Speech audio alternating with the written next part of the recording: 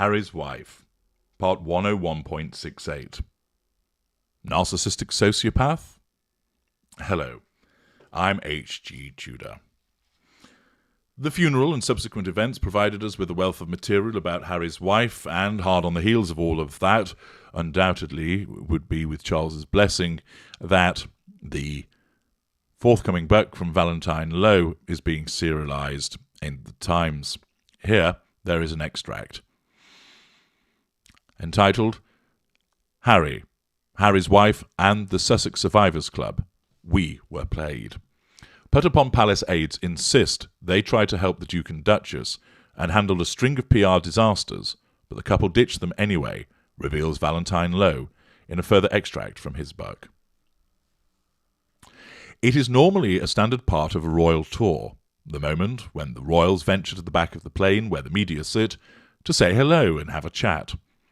But the tour of the South Pacific by the Duke and Duchess of Sussex in 2018 was different. It had started with a bang, with the announcement that Harry's wife was pregnant, and the couple had proved extremely popular in Australia, New Zealand, Fiji, and Tonga. Nevertheless, Harry had looked out of sorts. His relations with the media pack had been prickly and strained. Where Harry's wife smiled, always putting on her best face whenever she was on show, facade management, Harry glowered. On the 5-hour flight back from Tonga to Sydney, his press handlers promised that he would come and thank the media for being there.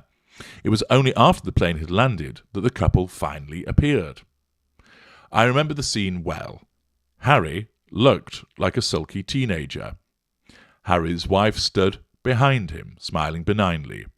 Her only contribution was a comment about how much everyone must be looking forward to Sunday lunch at home. The Duchess of Industrial Beige in action there. Harry sounded rushed, as if he couldn't wait to get back into the first-class cabin. "Thanks for coming," he said, "even though you weren't invited." If I recall correctly, this is something Tom Bower picked out as well in his book Revenge. This was spectacularly rude and incorrect. The media had been invited to cover the tour. Later, Harry's staff told him how badly his remarks had gone down. He replied, "Well, you shouldn't have made me do it." Harry's petulant behaviour revealed much about the couple's deteriorating relationship with their own staff. So bad did things become that Harry and Harry's wife's team would later refer to themselves as the Sussex Survivors Club, Challenge Fuel. The core members were Sam Cohen, who the Queen had personally asked to step in as a private secretary and who worked for the couple from after their wedding until the end of their South Africa tour in September 2019. Sarah Latham, the former Freud's PR managing partner, hired in 2019 to be in charge of communications, and Assistant Press Secretary Marnie Gaffney. Sources say the team came up with a damning epithet for Harry's wife, a narcissistic sociopath. They also reportedly said on repeated occasions, "We were played." Now, this isn't just one person, it's a number of people who all report the same experience at the hands of the Sussexes. Her as a consequence of her narcissism and the way that she behaves, and also as a consequence of the way that she's affected Prince Harry, causing a diminution in his emotional empathy towards other people, resulting in him, of course, behaving in the way that he has done so, which consequently causes him to have his narcissistic traits come to the fore. This, of course, makes for an unpleasant experience for those that are working with them. Before we go any further into the extract, let us consider that title that has been granted of Narcissistic Sociopath. This is a very strong observation for them to have made, and, of course, is based upon what? The evidence, the way that they have been treated. Now, they may not have any experience of dealing with narcissists or sociopaths, and they may well have come up with that, not as experts, but purely as lay people on the receiving end of the behaviours. It might be, of course, that some of them have had experience of that nature. After all, given the fact that they're PR people, they undoubtedly will have dealt with people of a similar ilk and be able to recognise the behaviours. And, who knows, they may even have consulted professionals who had told them about such behaviour. It's quite clear that Harry's wife is a narcissist. I've explained in detail, in parts passing, which is then reinforced by her various behaviours, that she operates with a rampant sense of entitlement. She exhibits no emotional empathy for those around her, although does function with cognitive empathy. She shows a lack of accountability for her behaviours. It's always somebody else's fault. She shows grandiosity in the way that she shows off, the way that she fails to read the room, the way that she thinks that she's the Empress of Woke and the best at everything. There's magical thinking exhibited. She demonstrates haughty behaviours, being arrogant, dismissive, has a reputation for being difficult. We see lots of the different types of narcissistic manipulations that exist, an absence of boundary recognition, and, of course, she demonstrates various aspects of the narcissistic dynamic, which I've spoken about on many occasions. So she hits all of the relevant fields, time and time again. She's preoccupied with success. She has an exaggerated view of what she is. She needs to assert control. She requires fuel. She seeks out those character traits and residual benefits, and she does so subconsciously. But is she a sociopath? I've noted in the comments on a number of my videos that people have reached this conclusion, but she's not. The issue there is that sociopaths are far more impulsive and hot-headed in their responses than she is. She, of course, maintains a facade a lot of the time. We don't fully know what goes on behind closed doors, of course, and we have seen some cracks in the facade where there's been death stares, where we've seen the cold shoulders. But there hasn't been public meltdowns where she's gone off it in full view of the cameras. Sociopaths simply don't care, and they don't try to hide it. People are exploited in a much more knee-jerk manner.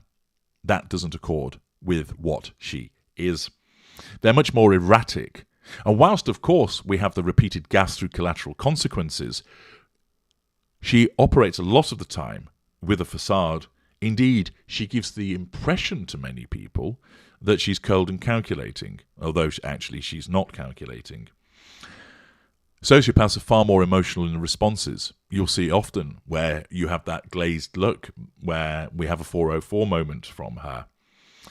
They're also not as preoccupied with image as she is, as a narcissist is, and of course they don't need fuel.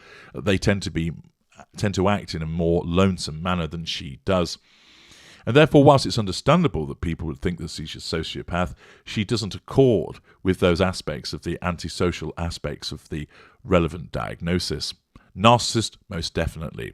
However, it's understandable that the people who worked with her would reach this conclusion, and the fact is, it is not flattering in the slightest. Indeed, it's stigmatic, and should Harry's wife be aware of this label, and undoubtedly she will because she does read the press or it's brought to her attention, this will amount to challenge fuel. But what is interesting is it's yet more evidence of her poor behaviours resulting in people reaching such a conclusion. Let us continue with the article.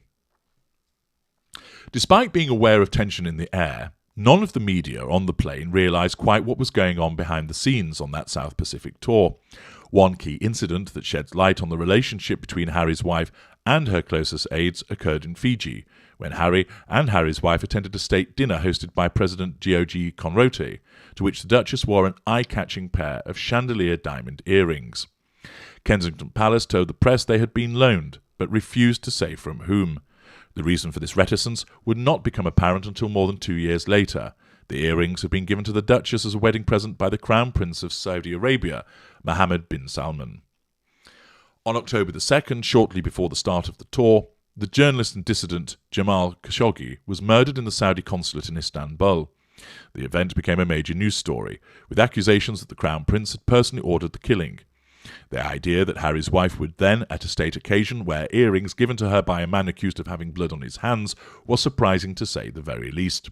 This again, of course, was also confirmed by Tom Bower in Revenge, and demonstrates an absence of emotional empathy, a sense of entitlement, self-absorption, and an absence of accountability.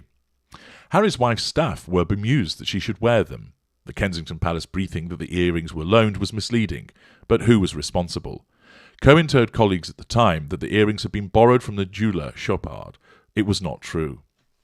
3 weeks later, Harry's wife gave the earrings a second outing at Buckingham Palace at a 70th birthday party for Charles, then Prince of Wales.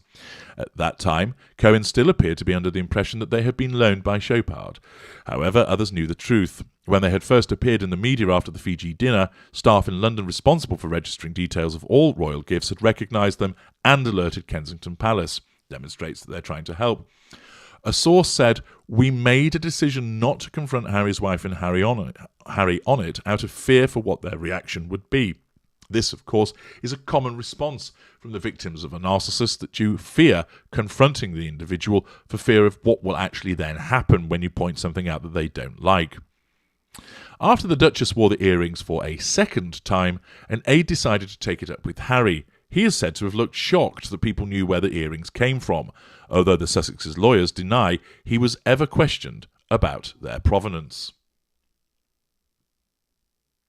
In February 2021, Harry's wife's lawyers, Schillings, said, "At no stage did the Duchess tell staff that the earrings were borrowed from a jeweller, as this would have been untrue, and therefore any suggestion that she encouraged them to lie to the media is baseless." 2 days later, Schillings said, "The Duchess is certain that she never said the earrings were borrowed from a jeweller. It is possible she said the earrings were borrowed, which is correct, as presents from heads of state to the royal family are gifts to Her Majesty the Queen, who can then choose to lend them out to members of the family. But that is not convincing. If the earrings were loaned by the Queen, staff would have said so, and no one in normal conversation would ever have referred to them as being loaned. They were a wedding gift for Harry's wife." Harry's wife's lawyers also argued that she had no idea about Sheikh Mohammed's involvement in Khashoggi's murder, nullification of threat to control by proxy. However, Harry's wife once told a gathering for International Women's Day that she read The Economist because she sought out journalism that's really covering things that are going to make an impact. Between mid-October and early November 2018, The Economist ran at least 2 articles examining the role of Sheikh Mohammed in Khashoggi's murder. So either she read about it and therefore was fixed with knowledge, or she lied and doesn't read The Economist. That was not the only time in Fiji when the public narrative did not match what was going on behind the scenes. While the couple were in the capital, Suva, the Duchess paid an official visit to a market to see a project run by UN Women to improve the lot of women working there. She was due to spend 15 minutes meeting women there. However, after just 8 minutes, she was rushed out. The Kensington Palace press office was sent into a panic, with sources initially claiming that she had left early because of security fears. That was later changed to concerns about crowd management issues. Another reason for her premature departure did not emerge until 2 years later, when I was told that it was because Harry's wife was concerned about the presence of the UN Women group, which she had previously worked with. The Duchess had earlier told her staff that she would go only if there was no UN Women branding, a source said. Haughtiness, assertion of control, UN Women group seen as threat to control. Before Harry's wife arrived at the market, staff did their best to reduce the visibility of the group. However, footage of the visit shows Harry's wife surrounded by women in blue tops wearing the UN Women logo. At one point, the Duchess, with a fixed smile, rictus grin, can be seen whispering to a member of staff who grimaces. Harry's wife told an aide, "I can't believe I've been put in this situation." Blame shifting. Moments later, she was ushered out. A staffer remarked at the time, "That's insane. She is nuts."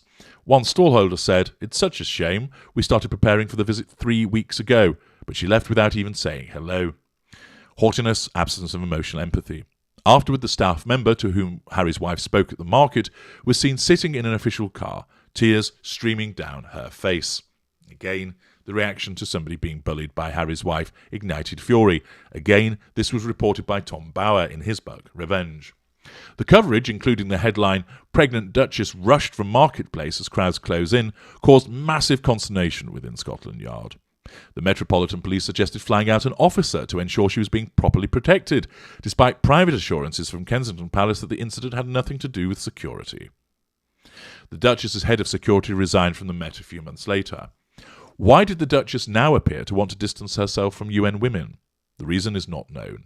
In 2015, when she was an actress in Suits, Harry's wife had accepted an invitation to be a UN Women's advocate for women's political participation and leadership, character trait acquisition. But by 2018, she appeared to be less happy to be associated with the group. Her lawyers told The Times in 2021, This is completely false. The Duchess is a keen supporter of UN Women and has never objected to their branding. Facade management, nullification of threat to control by proxy. The only reason the Duchess was evacuated from the event was due to safety concerns. This was a decision made by her head of security. She met with other leaders from UN Women later in the South Pacific tour. 2 years later, Harry's wife's narrative would once again be at odds with the memories of those who once worked with her. Revision of history. In her famous interview with Oprah Winfrey in March 2021, Harry's wife takes pains to highlight the difference between the Queen and those who surrounded her. In Harry's wife's account, they were the people who refused to help when she was in her hour of greatest need. Victim status, smearing, revision of history. They were the ones who perpetuate falsehoods about her. Victim mentality, smearing, revision of history, blame shifting. Watching Harry's wife described how she considered ending her life in the year after her marriage was an uncomfortable experience. And yet, a succession of perfectly decent people, all of whom believed in Harry's wife and wanted to make it work, came to be so disillusioned that they began to suspect that even her most heartfelt pleas for help were part of a deliberate strategy that had one end in sight, her departure from the royal family. Actually, it was not. Her narcissism does not think that far ahead, but it's understandable that people were mistaken in believing that that's what was happening. In actual fact, her narcissism was dealing with the threat to control as it arose by creating the narrative of a plea for help that was ignored. And then at a later juncture, when looking to leave, utilizes these fabricated events in the past as a justification for the decision that has been made in order to nullify any threat to control posed by someone saying, "Why do you want to go?" So at the time, let us say on January the 5th, her control is threatened. Her narcissism at that time may have caused her to say, "I need help," even though there was no need to. Alternatively, in June, at the point at which she leaves, for instance, her narcissism revises history by looking backwards and revising history to say, "I repeatedly asked for help and none was given," when that never happened. Returning to the article, they believe she wanted to be able to say, "Look how they failed to support me." That's true, but it wasn't a deliberate strategy. Sam Cohen, who had 17 years' experience of working at the palace, would frequently say to Edward Young, the Queen's private secretary, and Clive Alderton, Charles's private secretary, that if all went wrong, the palace needed evidence of the duty of care it had shown to Harry and Harry's wife. The duty of care was crucial. Sam was a broken record with them on that, said a source. This is about the creation of evidence to defend yourself. Go to the evidence, something I repeatedly explain to people that they should do. But by the time of the Oprah interview, everything that the palace had done to support the couple, including giving them a team that would have done anything to help them succeed, was forgotten. Revision of history. They're painted black. Therefore, the help is obliterated from the record. Instead, Harry's wife was able to point out all the times the institution had failed her. Victim mentality, revision of history, pity play. One of them was when she says she went to the head of HR, where she was given a sympathetic hearing but sent on her way. This was inevitable. HR is there to deal with employee issues, not members of the royal family. Harry's wife would presumably have known that. So what was she doing there? Laying a trail of evidence would be the cynical answer. Again, she's not. What she's doing is, there's a threat to her control, so she complains about it because she's the one that's hard done to. And, irrespective of the fact that HR is the wrong person to go to, she goes to it anyway in order to assert control indirectly over the other threat that has manifested itself. Another former staff member goes even further. Everyone knew that the institution would be judged by her happiness, they say. The mistake they made was thinking that she wanted to be happy. She wanted to be rejected because she was obsessed with that narrative from day one. No, that's not correct. Again, that shows a misunderstanding about a narcissist. She doesn't want to be rejected. She needs the control. And indeed, no narcissist wants to be rejected because that's a threat to control. Instead, she was obsessed with the need for control, although, of course, she doesn't realize that. In view of another insider, one of Harry's wife's concerns was whether she was going to be able to earn money for herself given her position in the royal family, residual benefit. Although Harry's wife was not making money out of the deals her US agents were negotiating at the time, she did a voiceover for Disney Wildlife documentary in return for a charitable donation, some suspected that in the end she wanted to make money. Correct, it's a residual benefit. And the only way she could do that was by leaving her royal life behind and going back to America. Did Young and Alderton grasp the issue that was confronting them before it was too late? It seems not. When Jason Knorth, the Sussex's then communications secretary, wrote to Simon Case, Prince William's private secretary, making an allegation that Harry's wife had been bullying staff in October 2018, Case passed it on to the head of HR, Samantha Carruthers, who is based at Clarence House. But Clarence House sources have always insisted that it never crossed Alderton's desk. Part of the problem, according to one source, was that everyone in the palace was too genteel and civil. When someone decides not to be civil, they have no idea what to do. They were run over by her and then run over by Harry. The situation was not helped by Harry and Harry's wife's deteriorating relationship with Alderton and Young. As things started to go wrong, a source told royal biographer Robert Lacey, Harry's wife came to perceive Young as the inflexible bureaucratic figure who summed up what was wrong with the Buckingham Palace mentality, and the feeling was mutual. Young really came to dislike Harry's wife's style. Harry was just as dismissive of the two senior courtiers as Harry's wife. He used to send them horrible emails, so rude, demonstrating the influence of his wife upon him. When Harry and Harry's wife went to Canada for their 6-week break in November 2019, their escape plans were already laid amid the greatest secrecy. Harry's wife would not even tell their nanny, Lauren, where they were going.